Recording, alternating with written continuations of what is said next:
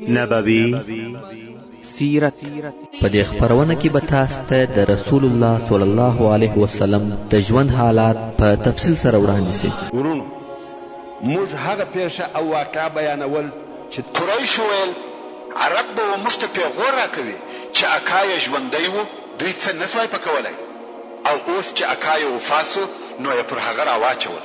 نو غواړي چې د ابو طالب په حضور د رسول الله صلی الله علیه و آله وسلم سره خبرې وکړي او یو څه هغه شیان ورسره ومني چې تر دې د مخه نه منل. نو ابو طالب ته د قریشو یو ډله ورغله چې دا د قریشو اخرنۍ ډله ده چې ابو طالب ته ورځي. د قریشو ټول اشراف او مشران چې عتبه ابن ربيعه، شیبه ابن ربيعه، ابو جهل ابن هشام، امیه ابن خلف، ابو سفیان ابن حرب او نور پکښې وو، ټول سره 25 نفره و ابو طالب ته ورغله او ویل: یا ابا طالب، ته په هغه خپل مقام او درجه پوهیږي چې په موږ کې لري، او تا ته اوس دغه مریضي پیښه ده. موږ پر تا بیریږو چې زموږ د مابین څخه به ولاړ سي، او په دې هم خبر یې چې زموږ او ستا د وراره په مابین کې اختلاف سته. نو اوس دې وراره راوغواړه، زموږ د طرفه یو څه ودته ورکه او د ده د طرفه یو څه موږ ته راکه. موږ به د ده څخه منع سو او دی به زموږ څخه منع سي. موږ او زموږ دین دې سره پرېږدي او موږ به دی او د ده دین سره پرېږدو.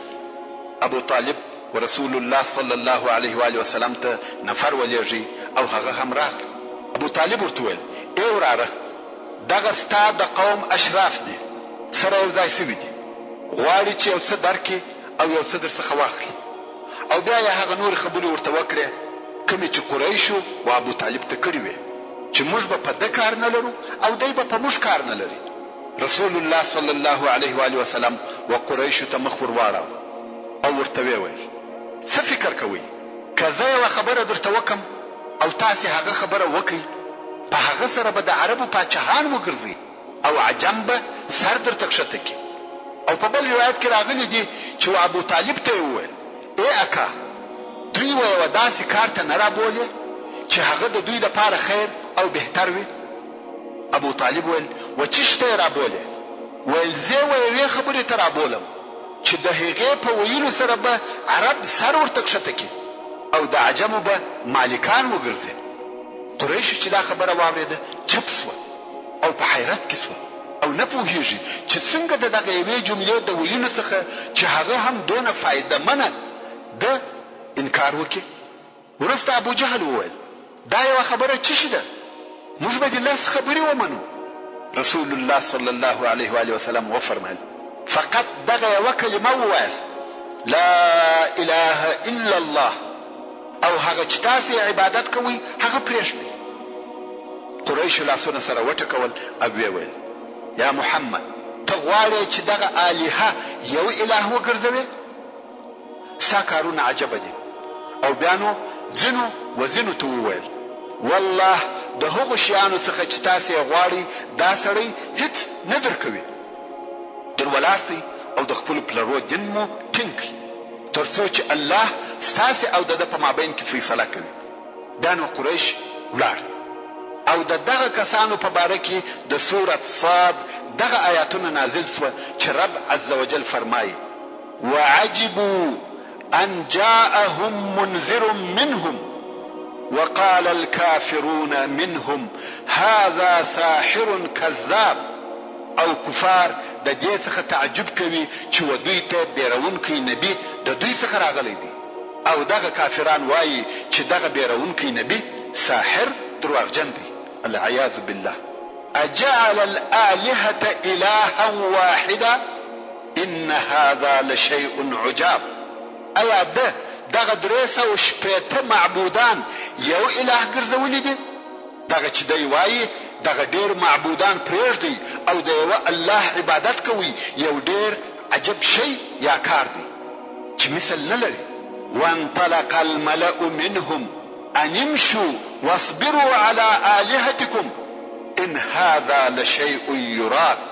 او د دوی مشران په تلوار سره دغه مجلس څخه ولاړ سوه چې یوه او بل ته یې ویل: درځئ د دې ځای څخه ولاړېږئ او د خپل معبودانو پر عبادت صبر وکړي ټینګ اوسئ بېشکه چې دغه شی یعنی توحید خامخا یو شی دی چې زموږ څخه اراده سوې ده یعنی دوی غواړي چې د توحید په نامه سره موږ ټول د ځان تابع وګرځوي ما سمعنا بهذا في الملة الآخرة ان هذا الا اختلاف موږ ندی اوریدلی دغه توحید او وحدانیت په ورستنی عیسوي دین کې دغه توحید د خپل ځان څخه جوړ شوی درواغ دی او ورستنی نور آیاتونه هم په دغه متعلق دي اوس نو عام الحزن یا د غم کال شروع کیږي خیر رسول الله صلی الله علیه و آله وسلم بیا هم د هغه ازارو او تکالیف سره سره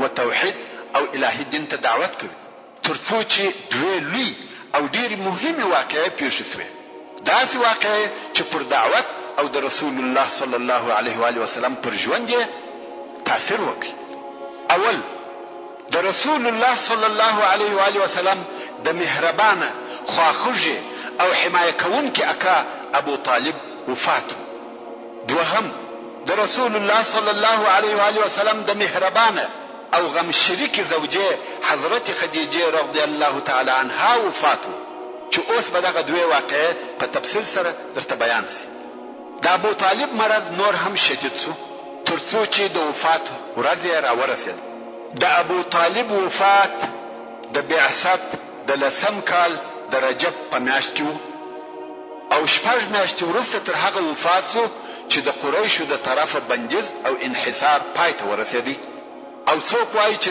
دغه کال د رمضان په میاشت کې وفات شو هغه ابو طالب وفات شو چې د قریشو د آزارو او تکالیف څخه د رسول الله صلی الله علیه و آله وسلم ساتونکی او حمایه کوونکی وو رسول الله صلی الله علیه و آله وسلم د په وفات ډیر غمجن او تر اندازې زیات خفه شو ځکه دا هغه اکاو چې رسول الله صلی الله علیه و آله وسلم یې کوچنی لوی کړی وو او رسول الله صلی الله علیه و آله وسلم ته پس له وفات د عبد المطلب د پلار په درجه کې وو د رسول الله صلی الله علیه و آله وسلم عمر اتکاله وو چې تربیه د ابو طالب پر غاړه سو سره د دې چې ابو طالب ایمان نه راوړي خو بیا هم د رسول الله صلی الله علیه و آله وسلم لوی کومک کوونکی او حمایه کوونکی وو موږ ولیدو چې د مقاطعې په وخت کې څونه کومک او فداکاری وکړه کنه یوازې مسلمانانو ته د دې مشکل مقابله ډیره سخته تمامېده که څه هم ابو طالب د رسول الله صلی الله علیه و آله وسلم پر دین نو مګر بیا هم د خپل وراره د کومک او قوت عمده مرکز دی وو کوم وخت چې ابو طالب ته مرګ حاضر سو او د زکندن په حالت کې وو رسول الله صلی الله علیه و آله وسلم ورته ناست ابو جهل ته خبر ورغلی چې ابو طالب د مرګ په حالت کې دی نو دی او عبد الله ابن ابي اميه په تلوار ورغله د ورتګ اجازه وغوښته اجازه ورکول شو په ابو طالب کې لا روح پاتې دی رسول الله صلی الله علیه و آله وسلم ورته ناست دی او ورته وایي ای اکا د لا اله الا الله کلمه وایه فقط یو کلمه کولای سم چې دغه کلمې په سبب د قیامت په ورځ ستا شفاعت وکم ابو جهل ویل یا ابا طالب د عبد المطلب د دین څخه اوړې کله دا کلمه وویل ستا اولاد ته به تر ابده پیغور ورکول کیږي ابو جهل شیطان همیشه د اسلام مخنیوي کوي او نه غواړي چې څوک مسلمان شي رسول الله صلی الله علیه و آله وسلم کوشش کاوه چې ابو طالب ایمان راوړي او ابو جهل پرله پسې منع کاوه ابو طالب متردد او په شک کې دی چې د توحید کلمه ووایي کیا خو ابو جهل او عبد الله ابن ابي اميه ورته جوړېدلې دي ترڅو چې د ابو طالب آخري خبره داسوه چې ویل على مله عبد المطلب یعنی د عبد المطلب پر دین او وفات ایمان یې نه راوړي او په دغه بیا د رسول الله صلی الله علیه و آله وسلم غم نور هم ډیر سو ځکه ایمان ته نږدې سوی وو مګر مسلمان نس حال دا چې دی تر ټولو خلقو ورسول الله صلی الله علیه و آله وسلم ته نږدې دوست وو او تر هر چا د رسول الله صلی الله علیه و آله وسلم دفاع زیاته کړې و بیا نو رسول الله صلی الله علیه و آله وسلم وفرمایل ترڅو چې نه منع سوی زبد مغفرت طلب درته کوم یعنی کمی الله عزوجل منع نکي زه به ستا دپاره عفو او بخښنه غواړم.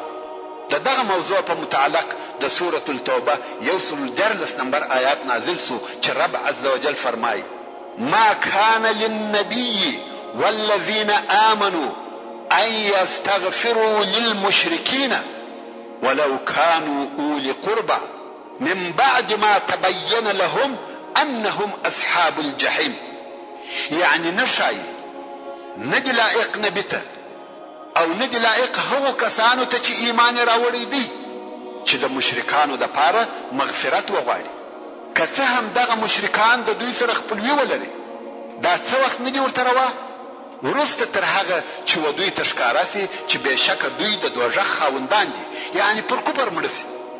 ورونو کوم وخت چې مؤمنانو خپل ځانونه او مالونه پر الله جل جلاله خرڅ کړي دي نو دا کار هم ورسره حتمی او ضروري دی چې خپل ځانونه بل د هر چا څخه راټول کړي او یوازې یو رب عزوجل ته وسپاري د اعداء الله سره.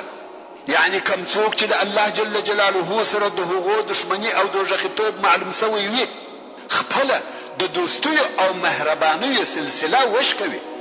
که څه هم دغه د الله دشمنان د مور او خور، پلار او بادار، نیکه او انا، اکا او تربور او نور خاص خپلوان وي. ځکه هغه څوک چې د الله دشمن او د خپل رب څخه سرکشه وي هیڅکله د مؤمن دوست او خپل کېدلی نسي. نو د هر هغه چا په باره کې چې داسې معلومات حاصل سي چې په یقیني ډول سره دوژخي دي، اوس نو دا معلومات که په وحی سره وي او یا هغه څوک په ښکاره سره پر کفر او شرک مړ سي د دوی دپاره د بخښنې او مغفرت غوښتنه منع ده. یوه خاصه خبرتیا ورونو د رسول الله صلی الله علیه و آله وسلم د والدینو په باره کې د اسلامي علماو اقوال ډېر فرق سره لري.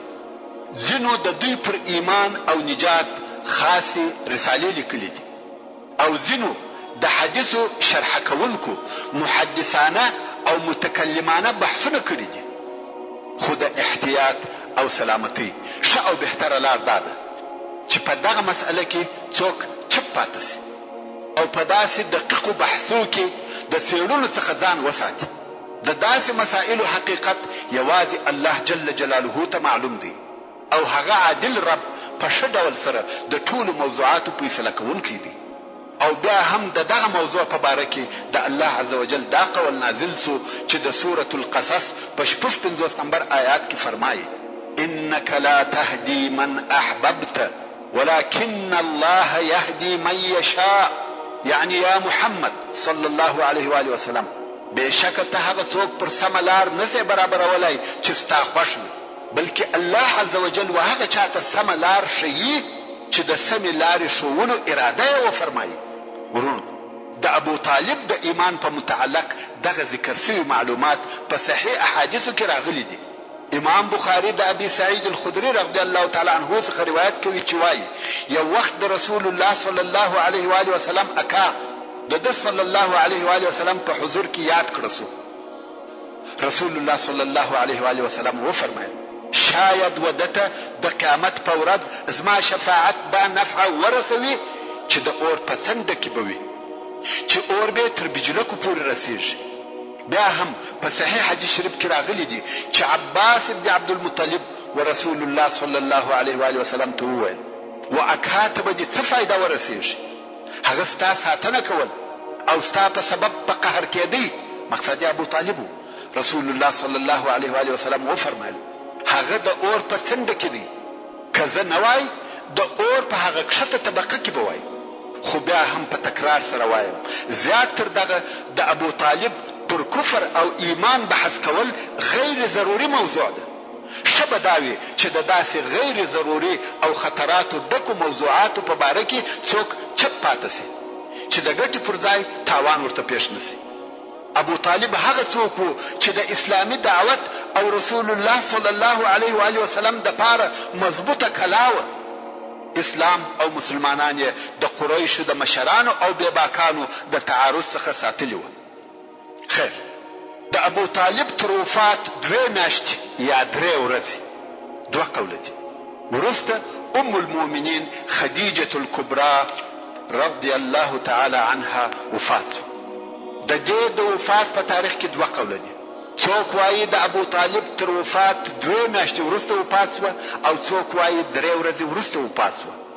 د دې رضی الله تعالی عنها وفات د بعثت د 10 کال د روژې په میاشت کې او په دغه وخت کې د دې رضی الله تعالی عنها عمر 15 کال او د رسول الله صلی الله علیه و آله وسلم عمر 50 کال.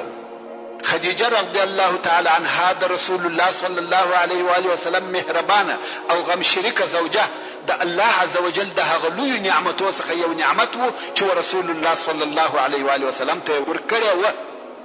هغه چې تر هر چا رسول الله صلی الله علیه و آله وسلم ته ډیره نږدې او قریبه و دا و چې د رسول الله صلی الله علیه و آله وسلم د اولادو مور او روزونکې و او 15 کاله د رسول الله صلی الله علیه و آله وسلم سره ژوند وکړي.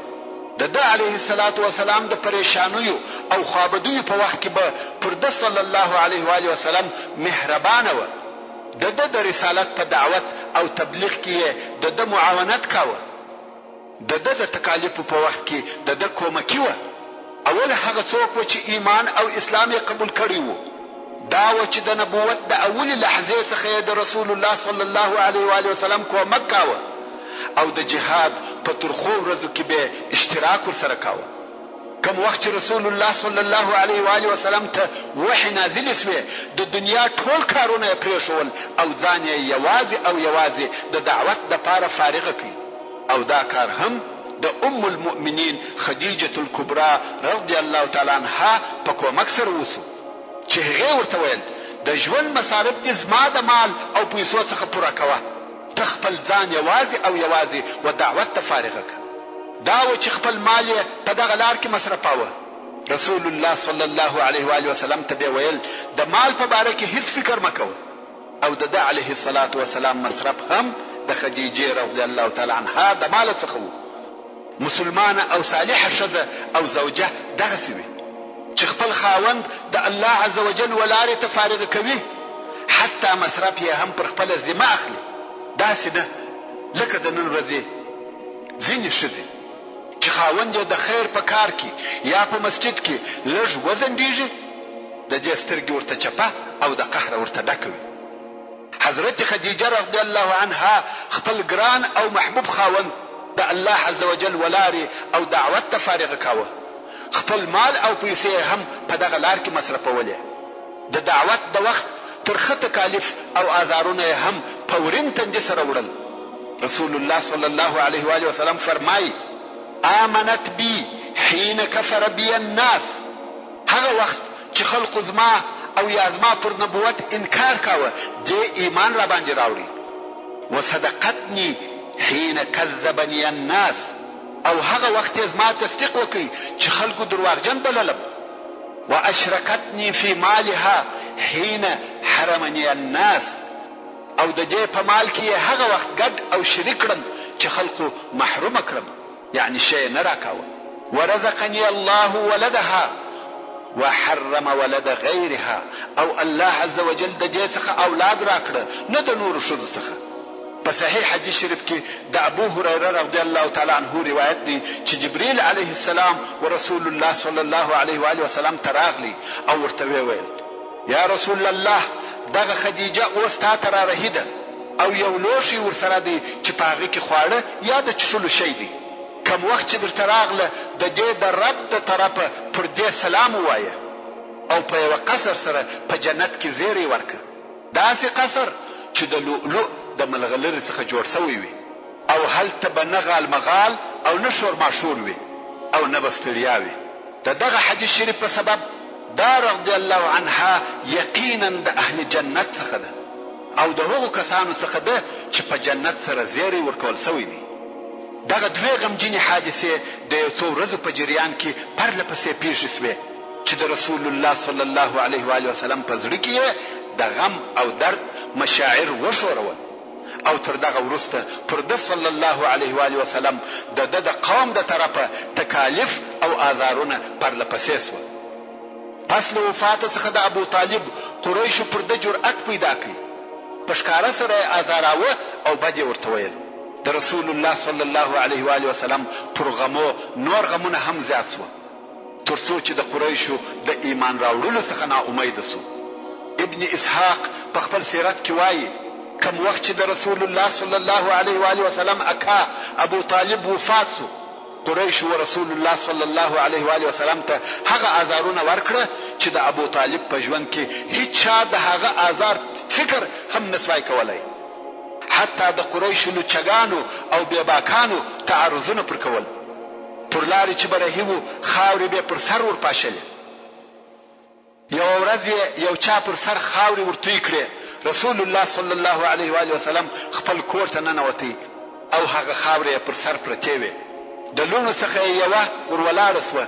د رسول الله صلی الله علیه و آله وسلم سر یې ورپریولی او ژړل یې چې دا څه حال دی. رسول الله صلی الله علیه و آله وسلم ورته وویل ای لورې مه ژاړه، الله عز وجل ستا پلار د خلقو څخه ساتي. او رسول الله صلی الله علیه و آله وسلم به ویل د قریشو څخه ماته داسې تکلیف نه دی را رسېدلی چې زه دې په ناراضه یم تر څو چې ابو طالب وفاتېدی. یعنی د ابو طالب تر وفات د مخه ټول آزارونه او تکالیف عادي او معمولی وه، خو واقعي آزارونه د ابو طالب تر وفات وروسته شروع سوه. او په دغه سبب چې دغه غمونه او دردونه آزارونه او تکالیف په دغه کال کې پر رسول الله صلی الله علیه و آله وسلم پرله پسې ورتله، نو دغه کال رسول الله صلی الله علیه و آله وسلم د عام الحزن په نامه سره وباله، یعنی د غم کال. او په دغه نامه سره د سیرت او تاریخ په کتابو کې مشهور سو. دلته وایي تفسیرات ته ضرورت شته. هغه دا چې ځینې خلک داسې فکر کوي چې رسول الله صلی الله علیه و آله وسلم چې دغه کال د عام الحزن په نامه سره وباله، د هغه علت فقط دا دی چې په دغه کال کې د رسول الله صلی الله علیه و آله وسلم اکا ابو طالب او زوجه حضرت خدیجه رضی الله تعالی عنها وفات سوه. او ډېر خلک شاید د دې دپاره چې پر خپلو مړه سوو اقرباو د اوږدې مودې دپاره غم وکړي دغه خبره دلیل وګرځوي، خو په حقیقت کې دا لو خطا ده.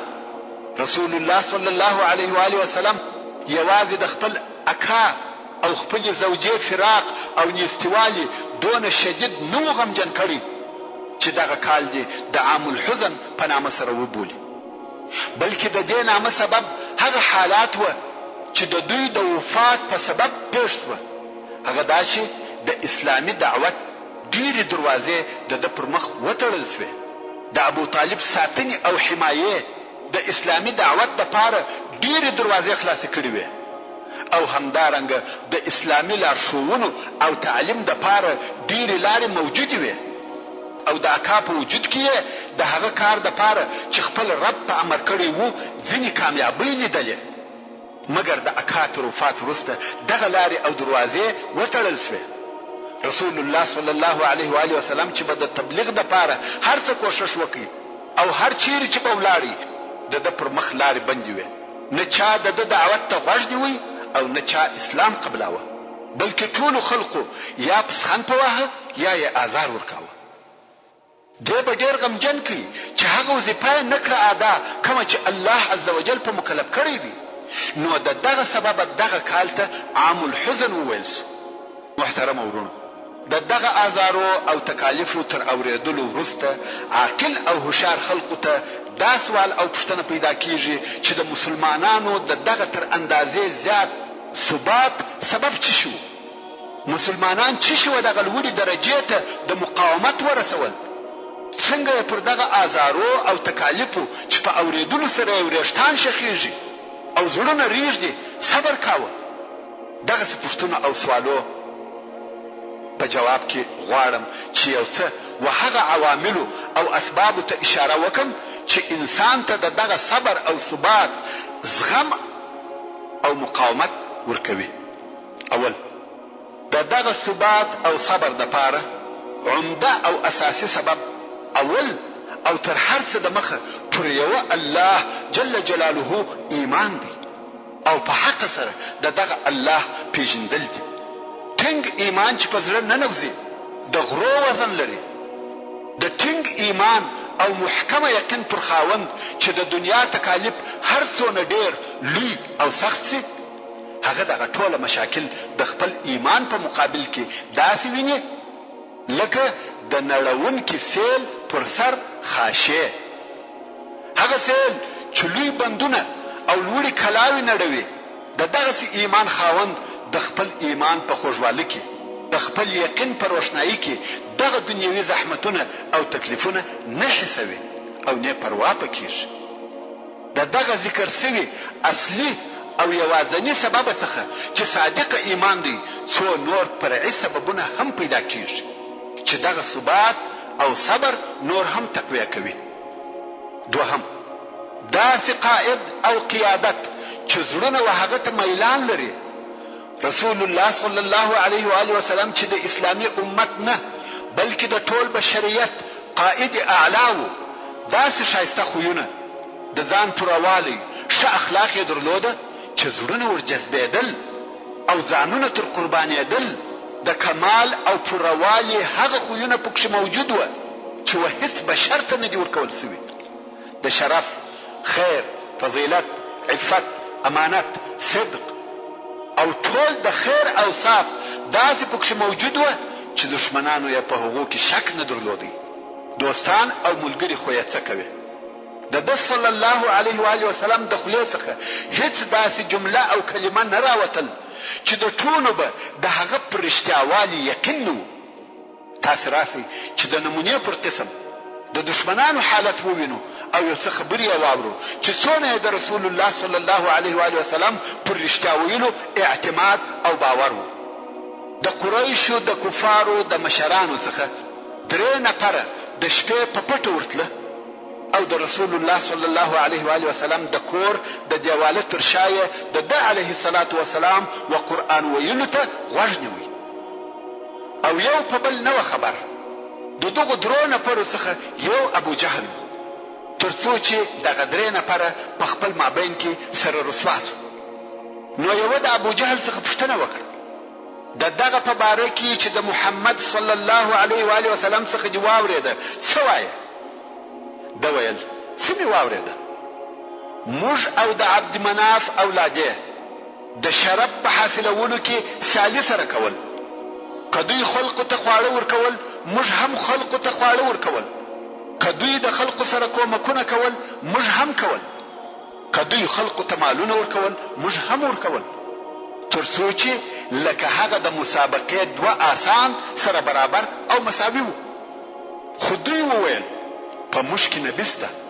چې د اسمان څخه وحی ورته راځي او موږ به دغه ځای ته نسو رسېدلی په والله هیڅ کله به نه ایمان پر راوړم او نه به تصدیق وکم تاسې پوه سواست چې قریشو د قومیت او تربورګلوۍ د ضد څخه ایمان نه راوړي کنه د رسول الله صلی الله علیه و آله وسلم په صداقت او رښتیا ویلو کې شک نه درلودي ابو جهل به رسول الله صلی الله علیه و آله وسلم ته ویل یا محمد موږ تا دروغجن نه بولو مګر هغه شیان دروغ بولو چې دغه تا راوړي دي په دغه باره کې د الله عز وجل دا قول نازل سو چې د سورة الانعام په 13 نمبر آیات کې فرمایي فإنهم لا يكذبونك ولكن الظالمين بآيات الله يجحدون یعنی بشک دوی ستا تکذب نه کوي مګر دغه ظالمان د الله جل جلاله د آیاتو څخه انکار کوي یو ورځ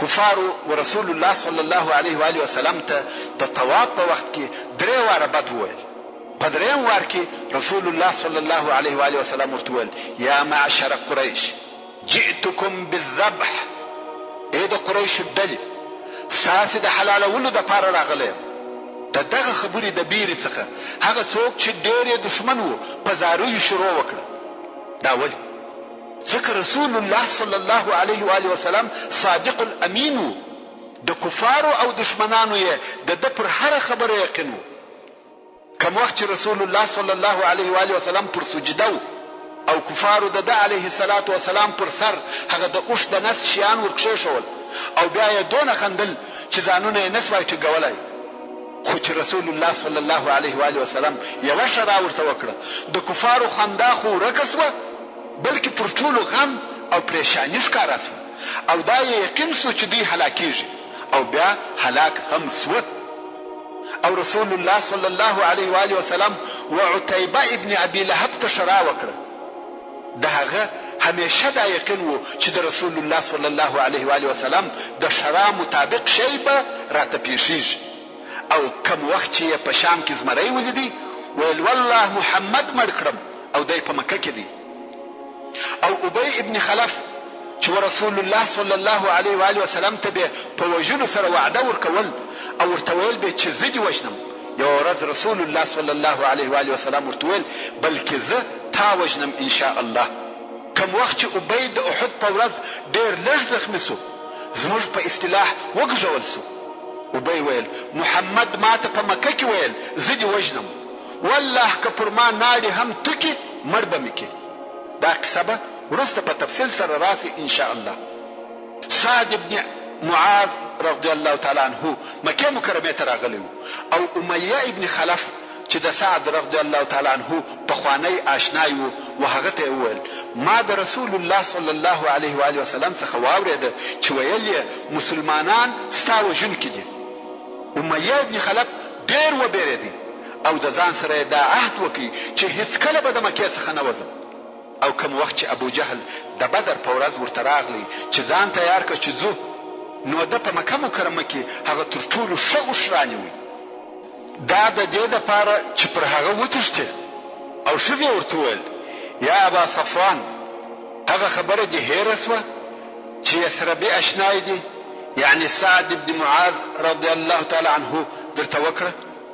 امیه بن خلف ویل یا والله نه مې ده هېره زه نه غواړم چې د دوی سره ووځم. ورونو دا د رسول الله صلی الله علیه و آله وسلم د دشمنانو او منکرانو حال و مګر ملګری او اصحاب یې و هغو ته داسې وو لکه روح په بدن کې د هغو په زړو او سترګو کې یې ځای نیولی وو. هغه صادقه محبت و د صلی الله علیه و آله وسلم ته داسې ورپورې وهل لکه اوبه چې د لوړې څخه وکښتې ته ورپورې وهل کېږي. او زړونه یې و د صلی الله علیه و آله وسلم ته داسې ورکشېده لکه اوسپنه چې و مغناطیس ته ورکشېږي. د دغه حب او محبت ښکاره اثر دا و چې اصحاب کرام په دې راضي وه چې د دوی غاړې دې ووهل سي او د رسول الله صلی الله علیه و آله وسلم دې یو نوک نه ږژل کېږي او یو زوز دې نه پجګېږي. د مثال پر قسم اوس دغه یوه قصه واورئ. یوه ورځ رسول الله صلی الله علیه و آله وسلم د کعبې شریفې سره وو چې مشرکان شاوخوا پر راوګرځېدل. یو یې د یوې خوا پرې وهي بل یې د بلې خوا پرې وهي یو سکر کوي یو بد پوچ ورته وایي. په دغه حال کې و ابوبکر صدیق رضی الله تعالی عنه ته ورنارې کړه سوه چې یا ابابکر و ملګري ته دې ځان ورسوه. ابوبکر صدیق رضی الله تعالی عنه هم په ډېر تلوار راغلی او د خلقو په مابین ورننوتی. خلقو رسول الله صلی الله علیه و آله وسلم پرېښاوه پر ابوبکر صدیق رضی الله تعالی عنه یې راواچول. ډېر سخت وهل یې ورکړل. خلق پکښې کې غورځېده. عتبه ابن ربیعه ورنږدې سو د ابوبکر رضی الله تعالی عنه پر ځګر کښېنستی او خپله چوټه یې ورته ونیول پر مخ مخ یې په وهي. تر داسې اندازې مخ وپړسېدی چې پزه یې په مخ کې نه معلومېده. د هغه وخت چوټې وې د میخو ډکې او هره یوه یې 2 کیلو کېده تر څو چې ابوبکر صدیق رضی الله تعالی عنه بېهوشه او بېسده سو پروت دی. بیا نو بني تمیم چې د ابوبکر رضی الله تعالی عنه قبیله وه ابوبکر رضی الله تعالی عنه په پټو کې واخیستی او د ده رضی الله تعالی عنه کور ته یې یووړی او د ده په مرګ کې چا شک نه درلودی. خو ده د ورځې په آخر کې خبرې وکړې او اوله خبره یې دا وه رسول الله صلی الله علیه و آله وسلم څنګه دی. حاضرونو خبره واړول او بیا د ده رضی الله تعالی عنه و مور ته چې ام الخیر ورته ویل کېده ورولاړ سوه ویل د خوړلو یا چښلو یو شی ورک. مور چې ورته راغله او ورسره یوازې سوه ابو بکر صدیق رضی الله تعالی عنہ دغه وایي رسول الله صلی الله علیه و آله وسلم څنګه دی او څه وکړه. مور یې ویل والله ستا په صاحب او ملګری نیم خبره.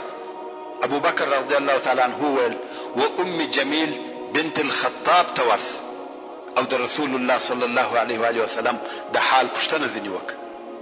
د ابو بکر رضی الله تعالی عنہ مور و ام جمیل ته ورغله. ام جمیل فاطمه بنت الخطاب ده. او ویل ابو بکر د محمد ابن عبد الله د حال پوښتنه درڅخه کوي. ام جمیل ویل نه ابو بکر پیژنم نه محمد ابن عبد الله، او که دې خوښه وي چې ستا زوی ته در سره ولاړه سم ولاړه به سم. هغې ویل هو راځه. ام جمیل چې فاطمه بنت الخطاب او د عمر رضی الله تعالی عنه خور ده او د اسلام قصه د مخه تیره سوه، د ابو بکر رضی الله تعالی عنه د مور سره و ابو بکر ته ورغله. ویلې ده چې ابو بکر رضی الله تعالی عنه ټپي او زخمي پروت دی. دا ورنږدې سوه او په چوغه یې نارې کړه. ویل والله هغه قوم چې ستا سره دا کار کړی دی هغه د فسق او کفر اهل دی، او زه دا امید لرم چې الله عز وجل به ستا بدله او انتقام د هغو څخه واخلي. ابو بکر رضی الله تعالی عنه ویل د رسول الله صلی الله علیه و آله وسلم څه حال دی او څنګه دی؟ ام جمیل ویل دا ستا مور یې اوري. ابو بکر رضی الله تعالی عنه ویل پروا نه لري، کوم ممانعت نشته. ام جمیل ویل هغه جوړ او روغ دی. ویل هغه چیرې دی؟ ویل د ابن الارقم په کور کې دی. ابو بکر رضی الله تعالی عنه ویل والله نه به خواړه وخورم او نه به شی وچشم تر څو چې رسول الله صلی الله علیه و آله وسلم ته ورنسم. هغه ویل ته لږ وخت انتظار وکړه چې ته یو څه آرام سي او خلق کورو ته ولاړ سي.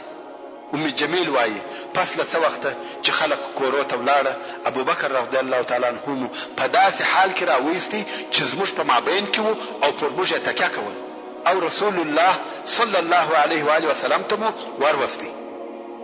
دغسې د حب او فداکارۍ قصې به ډېرې په دې کې ووینئ، خاصتا هغه چې د احد په ورځ او نورې پیښې سوي دي. دریم د مسؤلیت احساس. اصحاب کرام پوره پوهېده چې د بشر پر غاړه ډېر لوی او عظیم مسؤلیت پروت دی او دا ممکنه نه ده چې څوک د دغه مسؤلیت څخه په هیڅ حال کې ځان ګوښه او خلاص کړي، ځکه هغه خطرناک عواقب چې دغه مسؤلیت څخه د تیښتې او بې پروایي په حالت کې پیښیږي تر دغه اوسني تکالیفو ډېر لوی او ډېر زیات ضررمند دي. او هغه تاوان چې د مسؤلیت د نه حسونو په حالت کې ودی او ټول بشریت ته پیښیږي په هیڅ ډول دغه اوسني تکالیفو او مشکلاتو سره نشي قیاسېدلی. نو ځکه دغه تکالیف او آزارونه قبلول نه د مسؤلیت څخه تیښته. څلورم ایمان پر آخرت. ایمان پر آخرت هغه شی دی چې د مسؤلیت احساس قوي کوي. د اصحاب کرامو دا پوره یقین وو چې دوی د الله عز وجل په حضور کې دریږي او د دوی د اعمالو که لږ وي که ډېر، که لوی وي که کوچني، حساب ورسره کیږي او تر حساب وروسته یا به د جنت و همیشني نعمتو ته ځي یا به د دوزخ په اور کې و همیشني عذاب ته.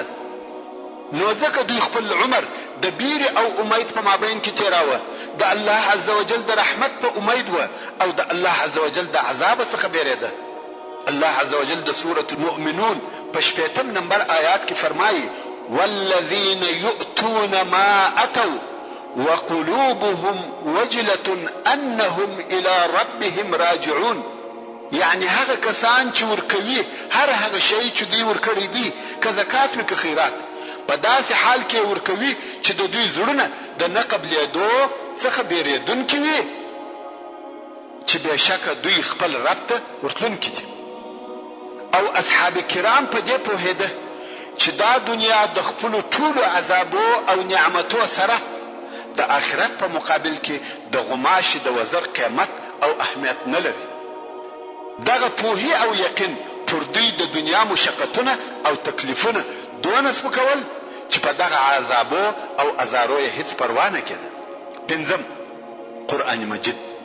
په دغه سختو قهرمنو او ترخو حالاتو کې د قرآن مجید داسې سورتونه او آیاتونه نازلېده چې د اسلام پر مبادیو او اساس باندې حجت او دلائل و او مسلمانانو ته هغه لارښوونې کولې چې د هغو په عملي کولو سره په ټول عالم کې ډېره ښه بشري ټولنه جوړېده چې هغه اسلامي ټولنه وه او د مسلمانانو احساسات پر صبر او استقامت ټینګول او دغه مقصد دپاره یې مثالونه او حکمتونه بیانول.